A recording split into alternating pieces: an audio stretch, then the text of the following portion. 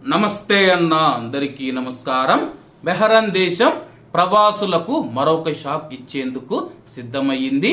స్థానిక మీడియా తెలిపిన వివరాల ప్రకారం విజిట్ వీసాలను వర్క్ వీసాలుగా మార్చడాన్ని నిషేధించే ప్రతిపాదిత చట్టం పైన చర్చించేందుకు బెహ్రెయిన్ పార్లమెంటు సిద్ధమవుతూ ఉంది.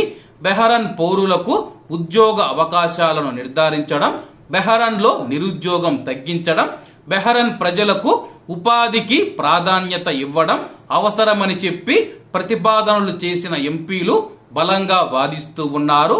అయితే పర్యాటక శాఖ చట్టం ద్వారా వీసాలను నియంత్రించడం పైన అభ్యంతరాలను వ్యక్తం చేసింది. విజిట్ వీసాలను వర్క్ పర్మిట్లుగా మార్చకూడదని చెప్పి దీనికి యజమానులు కట్టుబడి ఉండాలని చెప్పి మినిస్ట్రీ ఆఫ్ ఇంటీరియర్ స్పష్టం చేస్తూ ఉంది.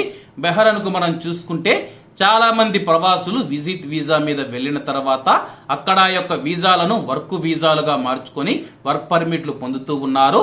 ఇప్పుడు విజిట్ వీసాలను వర్క్ వీసాలుగా మార్చే చట్టం ఏదైతే ఉందో ఆ యొక్క చట్టాన్ని సవరించి అలాగే విజిట్ వీసాలను వర్క్ వీసాలుగా మార్చే విధానాన్ని నిషేధించాలని చెప్పి బెహ్రెయిన్ లో ఉన్న ఎంపీలు ఒక ప్రతిపాదిత చట్టాన్ని ప్రతిపాదించడం జరిగింది. బెహ్రెయిన్ పార్లమెంటు ప్రతిపాదిత చట్టం పైన చర్చించిన తర్వాత ఎటువంటి నిర్ణయం తీసుకుంటుందో వేచి చూడాల్సి ఉంది.